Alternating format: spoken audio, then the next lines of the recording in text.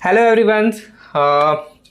तो BEd exam होने वाले हैं और कुछ दिन हम लोग को और पढ़ना है सोशोलॉजी को। ठीक है, तो सोशोलॉजी का ये पार्ट 11 है और 10 पार्ट हम लोग कंप्लीट कर चुके हैं। तो जिन्होंने नहीं देखा वो एक बार जाके प्लेलिस्ट पे जाके देख सकते हैं, क्योंकि बहुत ही कम टाइम बचा है और क्वेश्चंस बहुत सारे हैं और 500 क्वेश्चंस कंप्लीट हो चुके हैं। आज 550 कंप्लीट हो जाएंगे।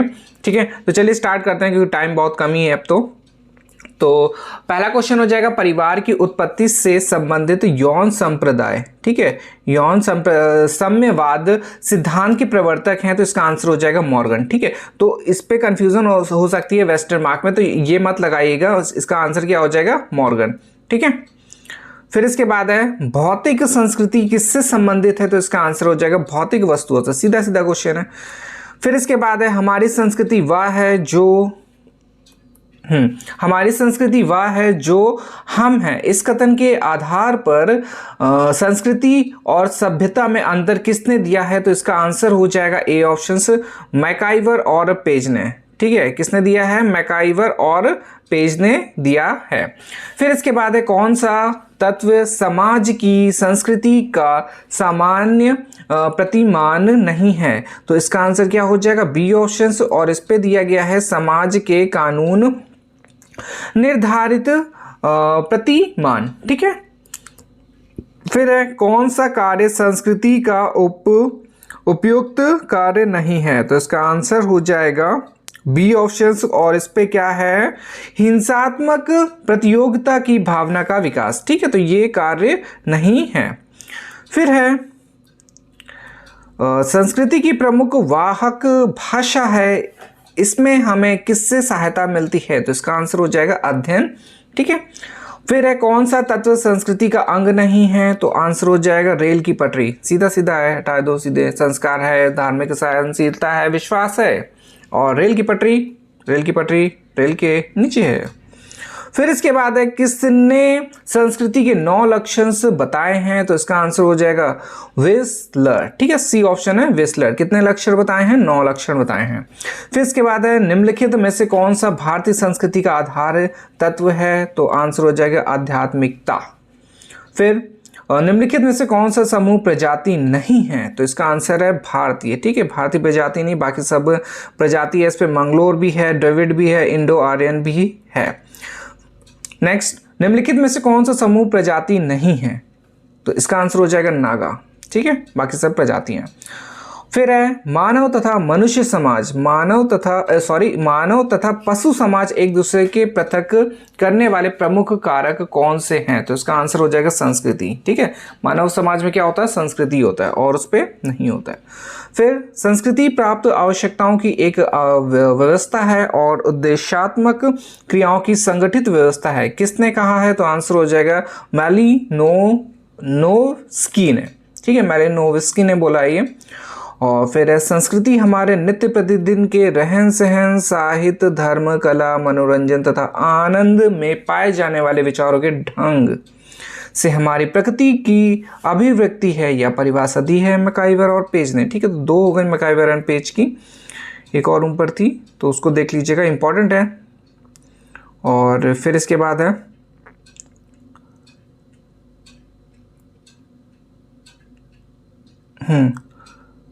दर्पणित व्यक्तित्व एक समाजीकरण की प्रक्रिया है जिसका मूलभूत अर्थ है हमारे लिए अन्य लोगों द्वारा सोचे जाने का आत्म प्रत्यक्ष। ठीक है, फिर इसके बाद क्वेश्चन है एक बहुजातीय भारतीय ग्राम में एक हरिजन परिवार का ब्राह्मण परिवार की जीवन शैली का अनुसरण करने का प्रयास करता है। परिणामतः हरिजन परिवार की जीवन शैली में कुछ परिवर्तन घटित होते हैं। समाजशास्त्री भाषा शैली में ऐसे परिवर्तनों में से किस पर आरोपित किया गया है, तो आंसर हो जाएगा संस्कृतिकरण। ठीक है, संस्कृतिकरण। फिर है अपने समूह की संस्कृति को अस्वीकार करने की व्यक्ति की प्रवृत्ति को कहा जाता है, तो विदेशी केंद्रित। ठीक है, जो अपने समूह की संस्कृति अगर नहीं स्वीकार करता है तो उसको क्या बोलेंगे, विदेशी केंद्रिता। फिर उस प्रक्रिया को क्या कहा जाता है जिसके द्वारा एक विशिष्ट सांस्कृतिक समूह के सांस्कृतिक लक्षण दूसरे संस्कृति में फैल जाते हैं? तो इसका आंसर हो जाएगा विसरण।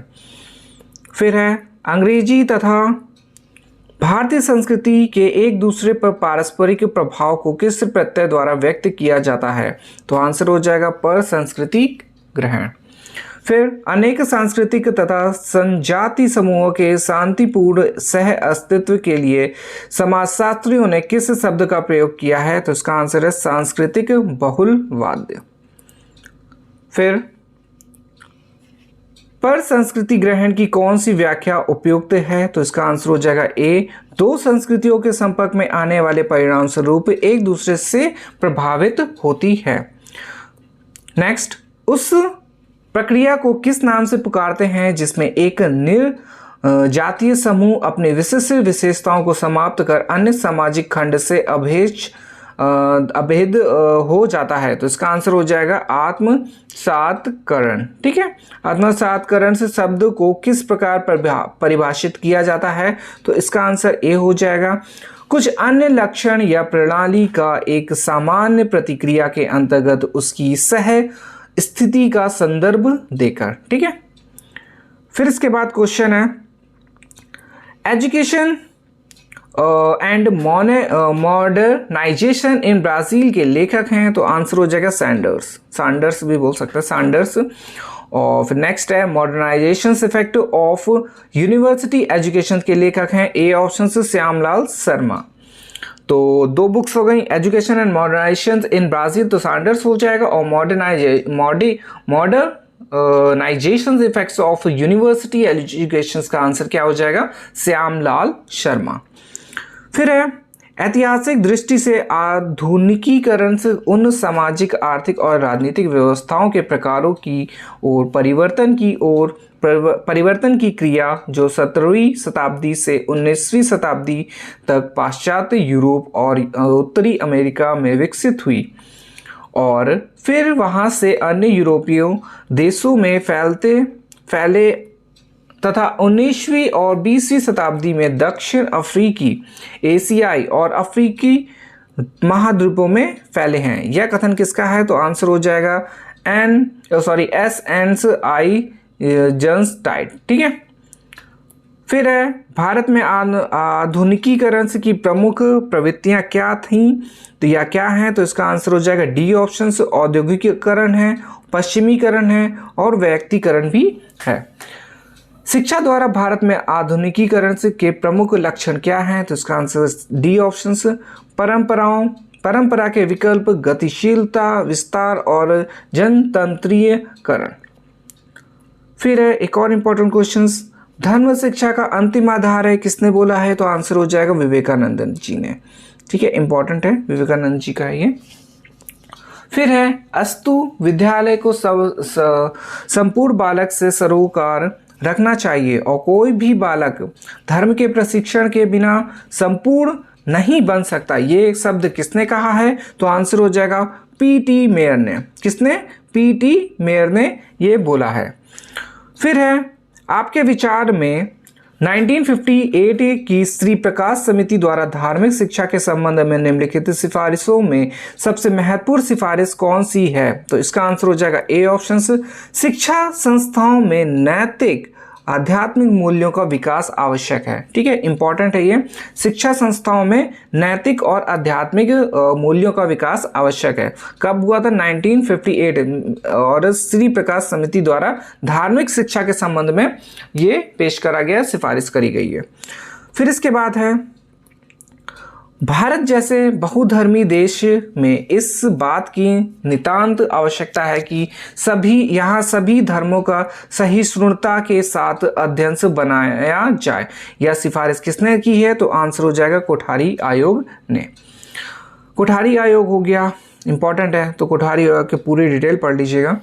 और फिर नेक्स्ट है निम्नलिखित में से किसने धार्मिक शिक्षा का समर्थन किया था? तो इसका आंसर हो जाएगा राधा कृष्णन आयोग 1948। ठीक है, तो देखिए यहाँ पे ईयर दिए गए हैं, तो ईयर भी याद कर लीजिएगा। हंटर आयोग 1892 और कलकत्ता विश्वविद्यालय 1919 और ये भारतीय विश्वविद्यालय आयोग 1902। ठीक है, फिर नेक्स्ट है क्वेश्चन से, किसने समाजशास्त्र को दो शाखाओं सामाजिक स्थैतिकी सोशल स्टैटिक्स तथा सामाजिक गतिशास्त्र सोशल डायनेमिक्स में विभाजित किया है? तो किसने विभाजित किया है? ऑगस्ट काम्टे ने करा है। ठीक है, इंपॉर्टेंट है ये वाला भी क्वेश्चन। दो शाखाओं में विभाजित किया है, किस पे? पहला हो जाएगा सामाजिक स्थैतिकीकरण और स्थैतिकी और सामाजिक गतिशास्त्र। फिर है, एक निश्चित दिशा में होने वाले निरंतर परिवर्तन को क्या कहते हैं? तो इसका आंसर हो जाएगा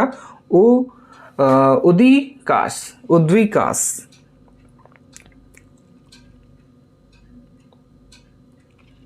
जब परिवर्तन पूर्व निर्धारित लक्ष्य अथवा हमारी इच्छित दिशा की ओर होता है तो उसे क्या कहते हैं? तो इसका आंसर हो जाएगा प्रगति। ठीक है, ये थोड़ा सा देख लीजिएगा। जब परिवर्तन पूर्व निर्धारित लक्ष्य अथवा हमारी इच्छित दिशा की ओर होता है, जब इच्छित दिशा की ओर होगा तो आंसर क्या हो जाएगा? प्रगति। फिर है, अगस्त काम्टे ने बौद्धिक विकास के 3 स्तर बताए हैं जिनमें से प्रत्येक समाज गुजरता है। इनमें से कौन सा स्तर काम्टे ने नहीं बताया है? तो इसका आंसर क्या हो जाएगा? समाजवादी स्तर। ठीक है, तो ये नहीं बताया। और क्या क्या बताया है? धार्मिक स्तर बताया है, तात्विक स्तर है और वैज्ञानिक स्तर है। ठीक है, तो इसका ये आंसर हो जाएगा सामाजिक स्तर नहीं है। फिर है, सांस्कृतिक विलंबना के आधार पर सामाजिक परिवर्तन की व्याख्या किसने की है? तो इसका आंसर हो जाएगा W.F. ऑंगबर्न ने। ठीक है, W.F. ऑंगबर्न। फिर है, सामाजिक परिवर्तन के रेखीय सिद्धांत के प्रमुख प्रतिपादक कौन है? तो इसका आंसर हो जाएगा काम्टे। ठीक है, ऑगस्ट काम्टे हैं रेखीय सिद्धांत के प्रतिपादक। फिर है, सामाजिक परिवर्तन के विषय में इनमें से कौन सा कथन सही है? तो इसका आंसर हो जाएगा सामाजिक परिवर्तन अनिवार्य है। ठीक है, अनिवार्य है ये। और फिर एक और इम्पॉर्टेंट है कि किसने कहा समाज शास्त्री के रूप में हमारा प्रत्यक्ष संबंध केवल सामाजिक संबंधों से होता है। इस दृष्टिकोण से केवल सामाजिक संबंधों में होने वाले परिवर्तनों को हम सामाजिक परिवर्तन कहते हैं। किसने बोला है? मैकाइवर और पेज ने ये बोला है। ठीक है, सामाजिक परिवर्तन। फिर है, किसने कहा समाज समय क्रम के रूप में ही विद्यमान रहता है या एक प्रक्रिया है, एक वस्तुगत उपज नहीं? किसने बोला है? तो ये बोला है लम्ले ने। ठीक है, फिर है, सामाजिक ढांचे में होने वाले परिवर्तन को क्या कहते हैं? सामाजिक परिवर्तन। ठीक है, सामाजिक ढांचे में होने वाले परिवर्तन को क्या बोलते हैं? सामाजिक परिवर्तन बोलते हैं। फिर परिवर्तन क्या है? परिवर्तन क्या है? प्राकृतिक नियम है ये। ठीक है, फिर नेक्स्ट है, सामाजिक संगठन सामाजिक संरचना और उसके प्रकारों में होने वाले परिवर्तन को क्या कहते हैं? तो क्या बोलते हैं? सामाजिक परिवर्तन। ठीक है, सामाजिक संगठन सामाजिक संरचना और उसके प्रकारों में होने वाले परिवर्तन को सामाजिक परिवर्तन बोलते हैं। फिर है, किसने कहा सामाजिक परिवर्तन का अर्थ केवल उन्हीं परिवर्तनों से है जो सामाजिक संगठन अर्थात समाज के ढांचे और प्रकारों में होता है? तो इसका आंसर हो जाएगा किंग्सले डेविस ने। ठीक है, किंग्सले डेविस ने बोला है ये। फिर है क्वेश्चन नंबर 547, सामाजिक परिवर्तन की प्रकृति क्या है? तो इसका आंसर हो जाएगा अमूर्त। ठीक है, जो इसकी प्रकृति क्या है? अमूर्त प्रकृति का है। फिर है, सामाजिक परिवर्तन किस प्रकार की प्रक्रिया है? तो इसका अनिवार्य प्रक्रिया है। फिर गिलिन ने सामाजिक परिवर्तन में कितने कारकों का उल्लेख किया है? तो आंसर हो जाएगा 6। ठीक है, तो बी ऑप्शन हो जाएगा, 6 कारकों का उल्लेख करा है। किसने करा है? गिलिन ने। फिर सामाजिक व्यवस्था को एक निश्चित दिशा की ओर मोड़ने को क्या कहते हैं? तो इसका आंसर हो जाएगा सामाजिक परिवर्तन। सामाजिक व्यवस्था को एक निश्चित दिशा की ओर मोड़ने को क्या बोलते हैं? सामाजिक परिवर्तन। ठीक है, तो ये हो गया हमारा पार्ट नंबर 11 सोशियोलॉजी का। और पेपर होने वाले हैं बहुत जल्दी, 1 तारीख से एग्ज़ाम है, तो प्रिपरेशन करते रहिए। ठीक है, और नोट करते रहिए जो भी इम्पोर्टेंट, और थोड़े से आप लोग को जो ना आते हैं वो नोट डाउन कर लीजिएगा क्वेश्चन, क्योंकि काफ़ी इंपॉर्टेंट क्वेश्चन हैं ये। तो चलिए, धन्यवाद, आज के लिए इतना ही रखते हैं।